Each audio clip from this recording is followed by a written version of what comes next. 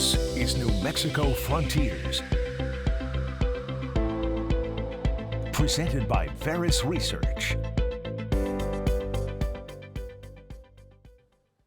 Hello, and thank you for joining us for this edition of New Mexico Frontiers, the digital show. I'm Chad Brummett. Very excited to talk with someone who is, I don't even know how to say this, well-versed seems to be an understatement in economic development. Danielle Casey is with us from area today. And Danielle, you have a history of working in cities like Sacramento, Scottsdale, Maricopa in Arizona. And really, it has been about developing the economic health of these cities. Back in 2020, you came and started working with area here in Albuquerque. So first of all, thank you for coming to Albuquerque, bringing your expertise. Thank you for joining us today. Let's unpack a little bit about what area is, what it stands for, the various iterations that it's gone through. You've got it. And I want to throw a shout out to Greater Albuquerque and my board of directors. Coming into a community in the middle of 2020, I remember us looking at each other over Zoom and, you know, me saying, well, this is a leap of faith for me. I can't really get a feel for the community and decide if this is a good idea. And for you all, it is too. Yeah. You know, there, in fact, one of my board members, the first time she met me, she goes, "You're short." And I go, well, I She guess was so used to seeing you on Zoom. Never, yes. She said, I assumed you were much taller. Whatever. I get that all the time too. There you Just go. so you know, people There meet you me in go. person. You look a lot taller on TV, so I'm right It there is. with you. But yeah, Yeah. I mean, you came in October of 2020 in the middle of the pandemic, so I can't even imagine what that was like for you.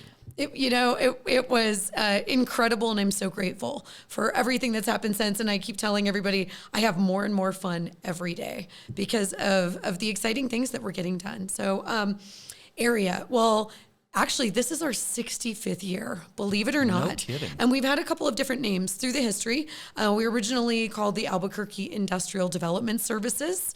We changed to Albuquerque Economic Development, Inc., somewhere around the 80s. And then the big transition happened after. So when I came in 2020, one of the big things that the board looked at and had intentionally, at least I read into it very intentionally in the recruitment for the role, was strategic planning experience and really thinking about that and how do we move forward.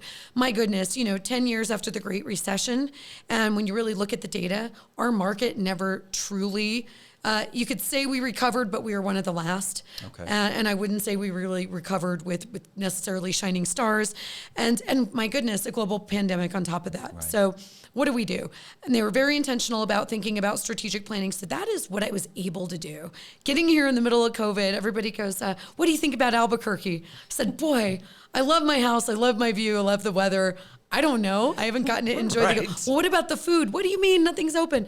But I was able to spend that first 6 to 9 months really completely focusing and doubling down on what is a data-driven strategic plan for economic growth for this market. And you have to actually take a little bit of the emotion out of it because it's very easy to fixate on what you love about your own community, Sure. but that may not drive a business decision.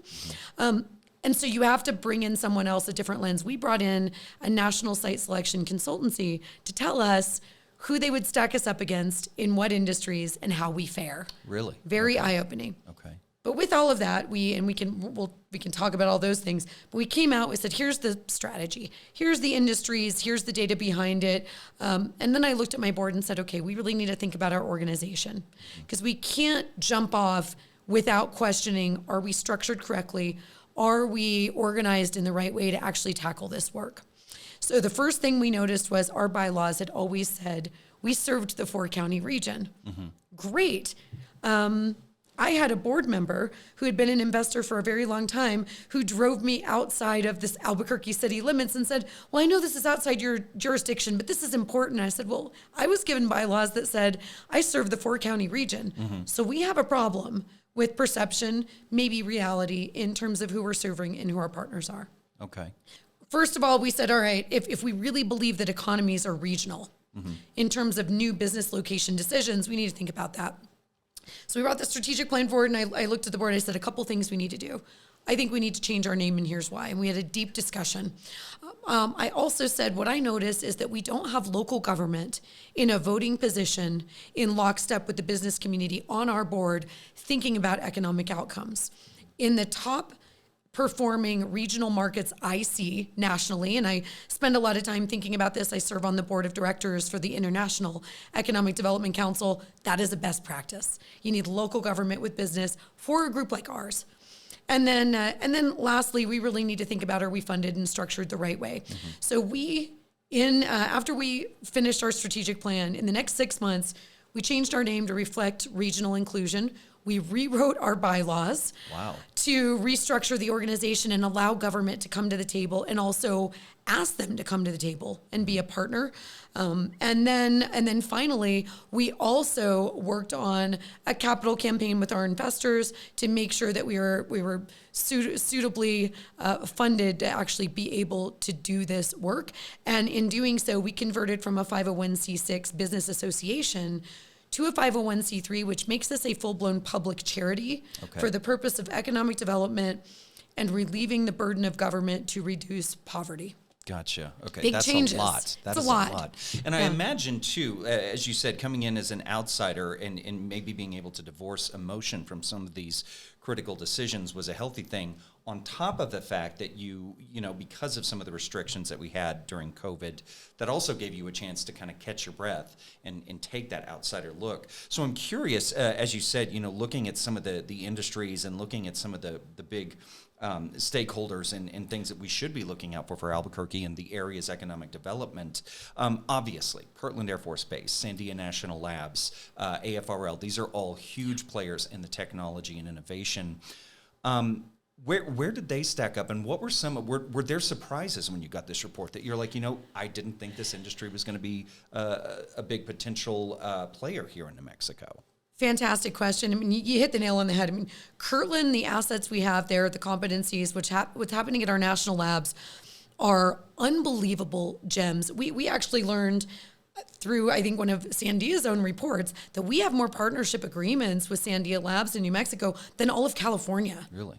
Pretty cool, right? Wow. That's a great bragging point. Yeah. No one knows about that. Another really interesting one that's at the top of our list, and we also, when I came in, we had 9 or 12 target industries on our website, and I said, this is great. Are we doing any of these well?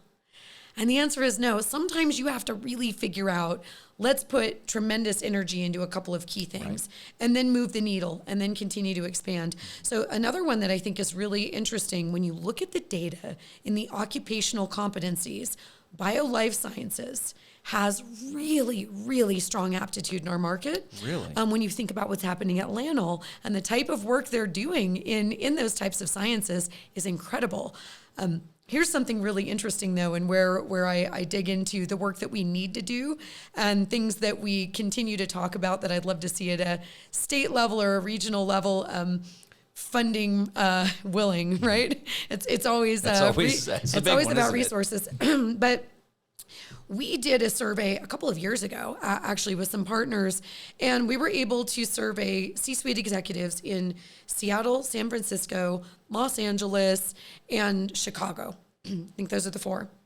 And we asked them a lot of questions. What do you know about Greater Albuquerque? How do you identify with it? What do you think? So a big perception survey, but aimed at decision makers in business. And one of the questions that hit me the most was, we asked them, of all these industries, what do you most closely align with when you think about Albuquerque? And at top of the list, outdoor recreation. Great. Really? New Mexico True has done an impeccable job. Okay. We got to be proud of that. Those are investments that are working. Number 13 or so was aerospace and defense. And this is for people in LA. Why do people in Southern California, with the military capabilities and opportunities and potential for business relocation and expansion into our community because of what we have here, why don't they know about that? Right. We need to really think about business branding and outreach, and even thinking about talent attraction and bringing, not only growing our own, but also augmenting that into this community. And those industries that we already have competencies in for here can absolutely, I'll use it will skyrocket, pun intended. So we'll go with that. Well, and so you bring up another question that I had, and that is kind of talking about some of these roadblocks. If we're looking at why they don't, then the messaging is not getting out there, and if the messaging is not getting out there, who, in your opinion, is responsible for getting that messaging out there? How do we do it? How do we overcome that roadblock? Oh, I love that question. My big answer would be all of us, of course. We talk a lot about spreading positive messages, but that really goes to also investing resources in truly creating the data case. We can say, talk good about your community, but we also need compelling data and evidence to show them why it matters. So that's a big reason why when Area converted into a public charity, we actually took a lot of dollars that we used to spend lobbying independently and doing things like that and saying, we have great partners that lobby and advocate. We need to be a very strong research and data provider. So we redirected those resources into having data and tools to be able to do that, and then sharing that with whoever asks so that they can use that information to make very informed decisions. One of the things that I would say I'm very optimistic will be a big success this year is a conversation we've been having for 2 years now around site readiness. Okay. We determined and just started writing white papers and going, what's an obstacle? The biggest obstacle we are seeing, and also the New Mexico Partnership, which is the business attraction marketing arm of the state of New Mexico, in getting companies, we get a lot of looks, we get a lot of interest. A lot of companies are looking for what's the next untapped market, what does their labor look like? It is a beautiful climate and really great, amazing things that we have to offer here. And the first thing they will say is, do you have a site that I can operate on, and can I be up and running in 24 months? Just for an example, we lose more opportunities because we don't have the infrastructure in place, or because it's cost prohibitive to do that, because we're not investing in public infrastructure from the government seat in a way so many other states are doing. We found up to 36 other states or regions that have site readiness investment programs around the country. And what that means is site characterization, looking at property, public and private, privately owned as well, and saying, what's the highest and best use for this property? What do we really want here? Is this suited for high value add manufacturing, aerospace and defense? Is it suited for office, or is it suited for warehousing and logistics? Very different concepts. And then determining, because you can figure all this out, great, what's the infrastructure that's going to be needed if we want to put that kind of company there? Then what's the cost and the timeline? The next thing that they're doing in all these markets, Tennessee is an excellent example. Ohio has a great program. Michigan has an exceptional program around talent attraction as well, and site readiness.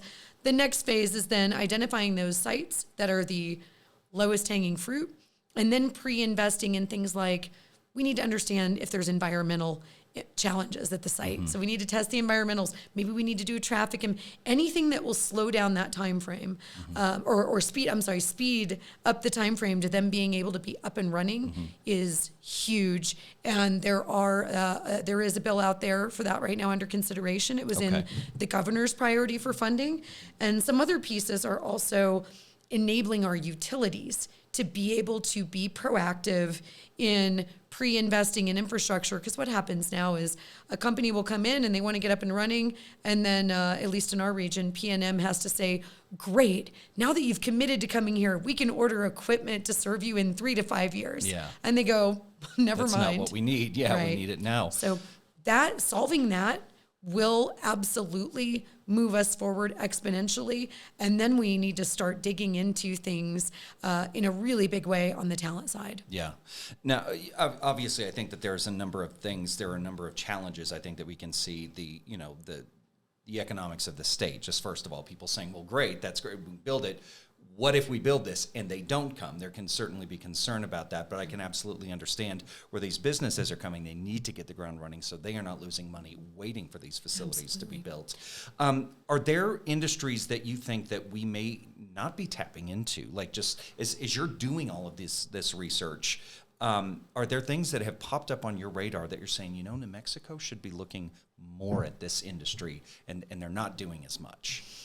Oh, goodness. Well, I did mention BioLife Sciences. Area is really proud last year and then again this year to have actually led our statewide delegation to attending and representing the state at a show called the Bio International Convention. It's the largest global, but definitely stateside opportunity for really showcasing our community and our state as an opportunity for investment in BioLife Sciences.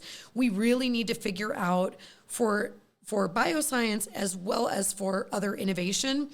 How do we truly create an investment scenario and get more venture capital and capital through all scenarios, not just the early stage companies, but maybe those that are looking at Series B and C financing? How do we get that attracted to the state and get folks seeing that companies here can be invested in and that we're building infrastructure around it? So I believe that major investments in our universities, so in Greater Albuquerque, to me, that means if you put $1 billion, $500 million into UNM in a sizable way, that is probably the biggest chance for truly changing our trajectory like no other that I see. I mean, your universities are a tremendous economic driver if they're lockstep in thinking about what needs to happen for the economy. I actually just wrote an op-ed on this, looking at what happened at ASU in Phoenix as an example. And I think you could also say, you can make that argument that you could see benefits that could come from New Mexico Tech, especially if we're talking about that tech and innovation. Tremendous work going on there. Yeah, exactly. In New Mexico State, they've got a lot of things going on as well. So I think you really do hit on something that you hear a lot of, that universities, they really are the source for so much of this research that is going on, these new ideas that are coming. And I know UNM has worked a lot, in developing their quantum hub and getting students ready for the quantum future that so many people are hoping that the Southwest at least becomes home to. Quantum is very cool. I mean, all I keep telling everybody when you say quantum, Ant-Man flashes in my eyes. I can't help it. I guarantee you are not alone with it. I know.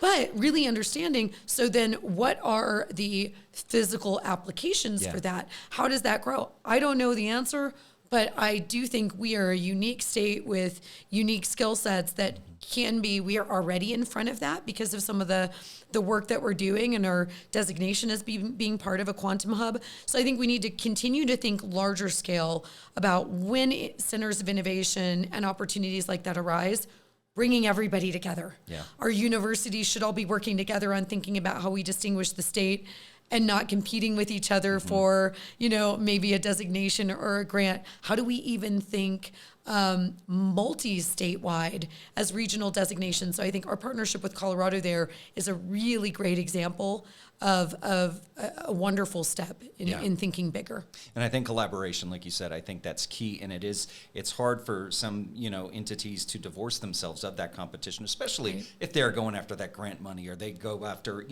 certain talent or whatever. But that collaborative and thinking on the larger, that mindset, I think, is going to be key. I want to pivot a little bit to something a little closer within Albuquerque and also in the future. This project, Downtown 2050. Tell us about this plan, because I wasn't able to go through all 100 pages of this document. Obviously, very comprehensive and very forward thinking. But in a nutshell version of it, what is Downtown 2050? Oh goodness! Well, you're not alone. The city has put this out for folks to comment on. I also, didn't write it, and I'm in the same seat as you as a community member. What I'd love to talk about, I think the big piece that I have focused on because of experience in past roles has really been. I mean, there's so much to it, right? And I think the reality is there is no one thing. There's no one single thing that solves a downtown. Right. It really requires everybody rowing together. I think it's definitely unfair to look to the city and go, you got to fix this. Right? We have to work together in lockstep with the city. I've been very excited and encouraged in seeing how the city has been really reaching out and operating.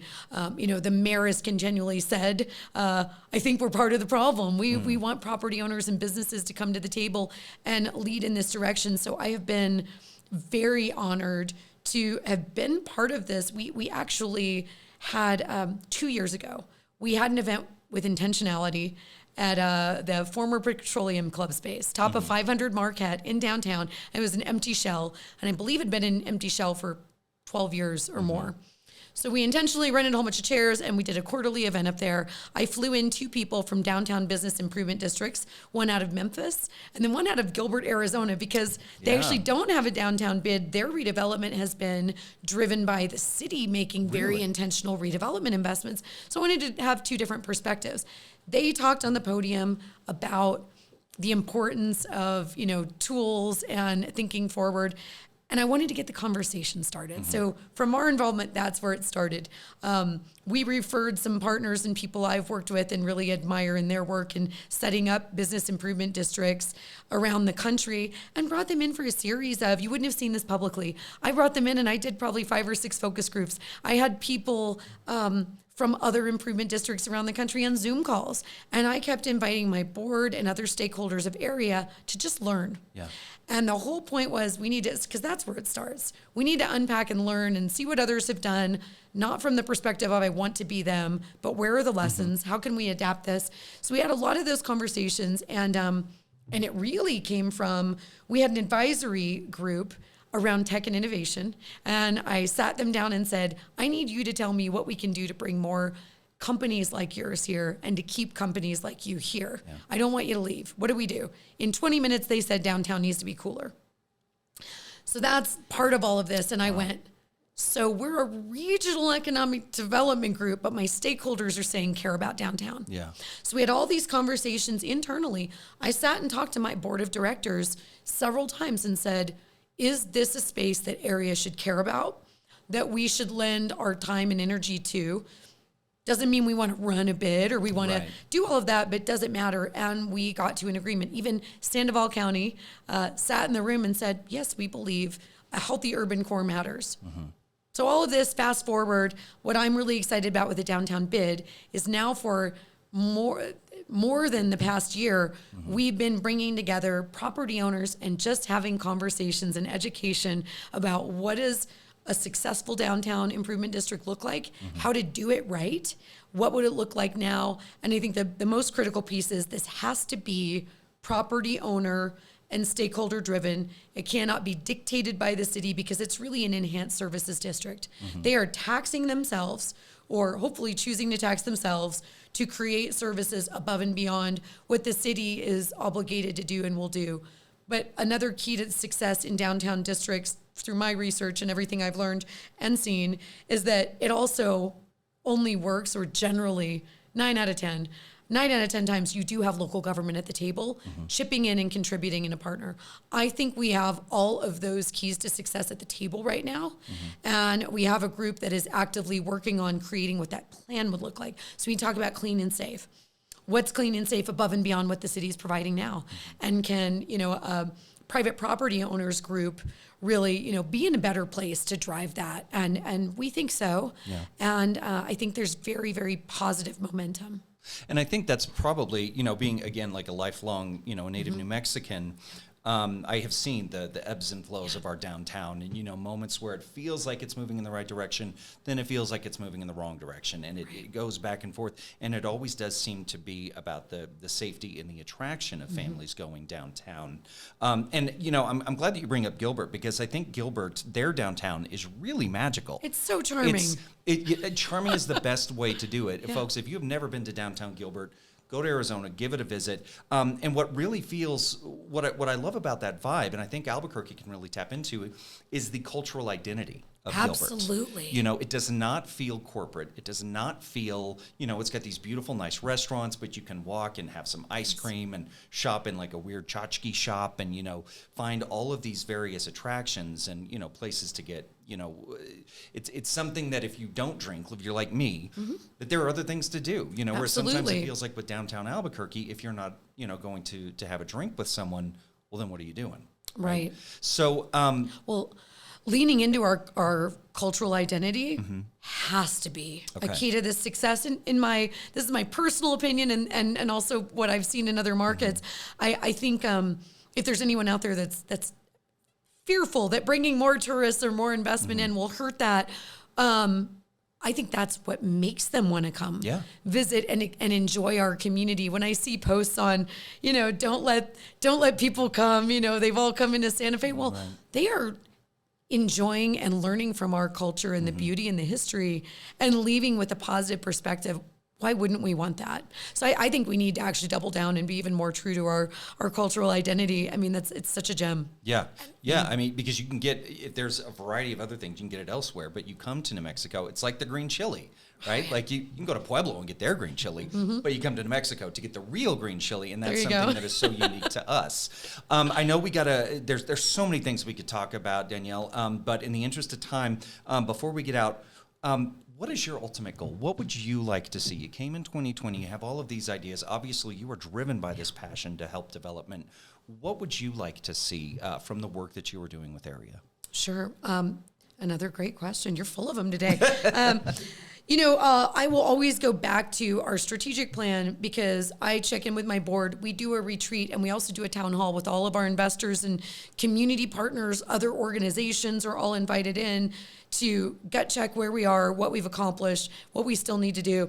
When we first launched this strategic plan in 2021 on the core data, what it told us was a couple things. Our job growth rate, 2015 to 2020, was in the bottom quartile of comparatively sized markets across the country. Really? Our goal is to get that job growth rate in a commensurate level with more top performing markets, right? I'm not saying that I want to outpace Phoenix in job growth, right? I want to be in the top quartile of job growth rates for communities 500,000 to 1 million in population. That's really, because what that means is that we're growing economically, we're seeing new investment. That means a whole lot of other things. That means more people in the labor force. That means attracting top talent while we do that. It means having site readiness. When we see those numbers, that's when we're really going to know we're onto something. On top of that, looking at the economic indicators, overall, long-term, 5 years, 10 years down the road, do we have an average household income that is higher? Do we have more people that are seeing career pathways? Do we see less poverty in this community overall? Those are not easy things to do. And those are a lot of times things that either economic developers or people charged with this stuff don't want to look at because it's hard and it's scary. And it's very challenging to say, boy, the work we're doing should be impacting those things, but we can't unilaterally do it. I can't solve K through 12. But I can, Area's role in solving K through 12 or trying to figure out how we someday have the best performing K through 12 system ever in the country, which should be a goal, right?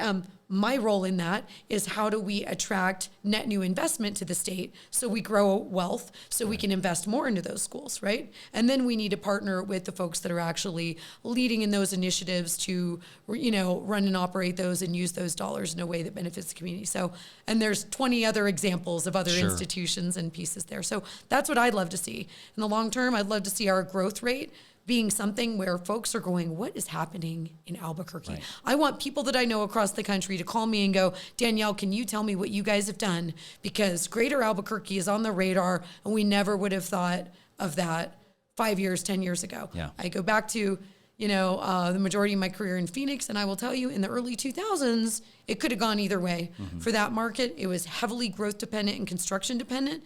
They intentionally changed their economy with a lot of big initiatives. We can do that too. Yeah. In a way that's true to ourselves. Yeah, and I think that's the key is maintaining, like you said, that cultural identity, being true to who we are, but really capitalizing on collaboration. It seems that that's the theme that we just keep hitting in is collaboration, collaboration, collaboration. Danielle, thank you so much for everything you are doing for the area, as well as just bringing all of this synergy and bringing all of these stakeholders and connectors together. It is folks like you that are working behind the scenes that are going to elevate us into the next chapter. So we appreciate it. I'm in good company. Thank you. That's good to hear. And again, folks, if you want more information on Area or anything else that we have discussed here on New Mexico Frontiers, just head over to KRQE.com. We'll have it all there. Until next time, I'm Chad Brummett. Thank you for joining us on New Mexico Frontiers, the digital show.